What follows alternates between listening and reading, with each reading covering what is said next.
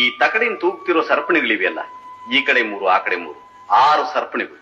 ಪ್ರತಿಯೊಬ್ಬ ಮನುಷ್ಯನಿಗೂ ಹೇಗ್ ಬಾಳ್ಬೇಕು ಅನ್ನೋ 6 ತತ್ವಗಳನ್ನ ಹೇಳ್ತಾ ಇದ್ದೆ.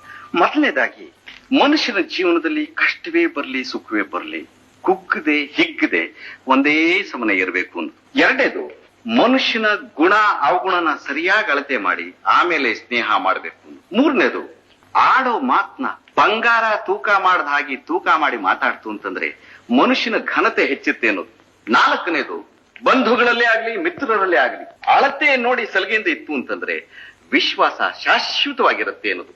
ಐದನೇದು, ಕಾಲ ಅನ್ನೋದು ಬೆಲೆ ಕಟ್ಟಕ್ಕಾಗದೇ ಇರುವಂತಹ ವಸ್ತು. ಅದನ್ನ ನಾವು ಮಾಡೋ ಪ್ರತಿಯೊಂದು ಕೆಲಸಕ್ಕೂ ಅಳತೆ ಮಾಡಿ ಉಪಯೋಗಿಸ್ತು ಅಂತಂದ್ರೆ ಜೀವನ ಸಾರ್ಥಕವಾಗತ್ತೆ. ಆರನೇದು, ಯಾವ ಕಾರಣಕ್ಕೆ ಆಗ್ಲಿ ಮನುಷ್ಯ ತೂಕ ತಪ್ಪಿ ನಡೀಬಾರ್ದು. ಈ 6 ತತ್ವನ ಯಾರು ಅರಿತು ಅದರಂತೆ ನಡೀತಾರೆ ಅವ್ರು ನಿಜವಾಗೂ ದೊಡ್ಡ ವ್ಯಕ್ತಿಗಳು ಅಂತ ಅನಿಸ್ಕೋತಾರೆ.